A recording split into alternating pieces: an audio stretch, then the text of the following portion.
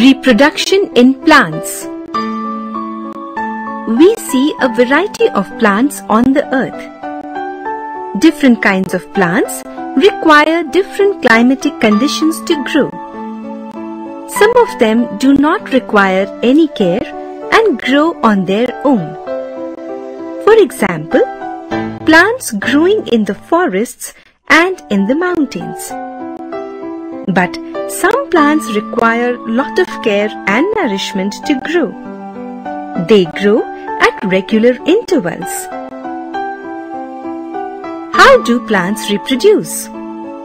There are two ways in which a plant can reproduce.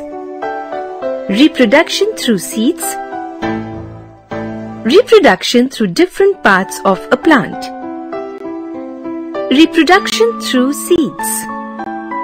Seed is that part of the plant through which a plant reproduces. It is present inside the fruit. But all the seeds do not grow into new plants. This is because some seeds are carried away by natural forces like wind, storm, and rainfall. Some are eaten by birds or animals, and some of them do not get the right soil or favorable conditions to grow. Seeds that get favorable conditions grow into new plants. Let us see how do seeds help in producing new plants. Seeds have a baby plant or an embryo inside them. It has an outer covering called seed coat that protects the embryo. There is a dark scar on the seed coat. This marks the place of a seed stalk. The seed stalk attaches the seed to the fruit. There is a hole above the top of the fruit. This hole allows the water to enter the seed. Internal structure of a seed. Let us examine a bean seed. It has two cotyledons, leaves, and is thus called dicot. Plants having only one cotyledon or leaf in their seed are called monocots. Seeds are covered with a seed coat, for example, wheat, rice, maize, etc. The bean seed has two seed leaves. In between them is a baby plant. This baby plant has a small root and a shoot. The seed leaves store food for the baby plant. These leaves keep providing the food to the baby plant till it grows its own green leaves. Seed germination. The process by which a seed grows into a plant is called germination. Conditions required for germination. When the seed receives air, water, light, and rich soil, it becomes soft and spongy. Water helps to break the seed coat so that baby plant can come out. It needs air to breathe and light to become active. When tiny leaves start appearing, they begin to make food. This stage of plant is called seedling. It absorbs water and minerals from the soil with the help of roots. Slowly, the seedling grows into an independent plant. The cotyledons disappear and seedling grows into a fully developed plant. Dispersal of seeds. Plants reproduce through seeds. If all the seeds fall at one place, they may pile up at one place and may not receive sufficient air, water, sunlight, and nutrients to grow. Therefore, some natural forces scatter these seeds. The process by which seeds are scattered away from the parent plant is called seed dispersal. Wind, water, and even animals sometimes help in scattering the seeds to distant places. By wind. Seeds that are light in weight, small in size, and have hair-like structures are dispersed by the wind. For example, seeds of plants like cotton, madar, sunflower, etc. By water.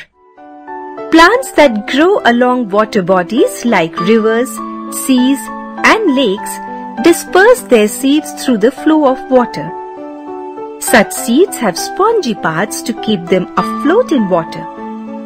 Flowing water takes the seed from one place to another. For example, coconut and lotus. By animals and birds. Human beings, animals, and birds also help in dispersing the seeds.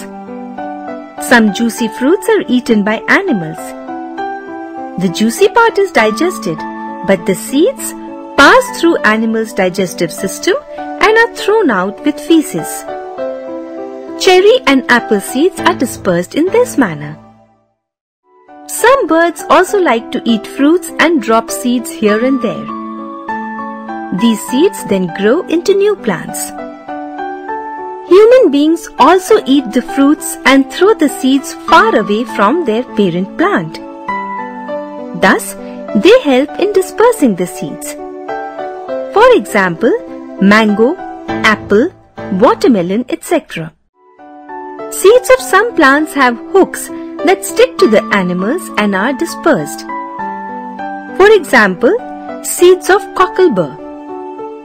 Some fruits break and open up on drying. This results in scattering of seeds here and there. For example, peas and beans. Other ways of reproduction. We have read that plants grow from seeds, but some plants also grow from their body parts. Growing plants through their body parts such as root, stem or leaves is called vegetative reproduction. Let us read how do plants grow through their own body parts. Through roots. Carrot, dahlia and sweet potato grow through their roots. The roots of such plants grow to develop into shoots when kept in water for some time. Through underground stems. Some plants like potato, onion and ginger have underground stems. They store food in them. These underground stems also help in their reproduction. Through stem cuttings.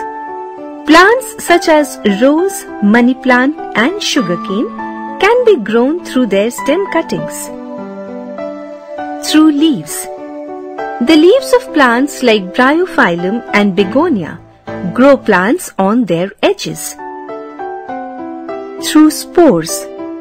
Plants such as fern and fungi do not have any flowers. They produce spores, each of which grows into a new plant. Points to remember. New plants grow from seeds. A seed has seed coat, seed leaves, and small baby plant inside it. Germination is the process of growing seed into a seedling. Air, water, and warmth are necessary for the germination of seeds. The process of scattering seeds away from the mother plant is called dispersal. Seeds are dispersed by wind, water, human beings, animals, and birds. Plants can also reproduce through stem, roots,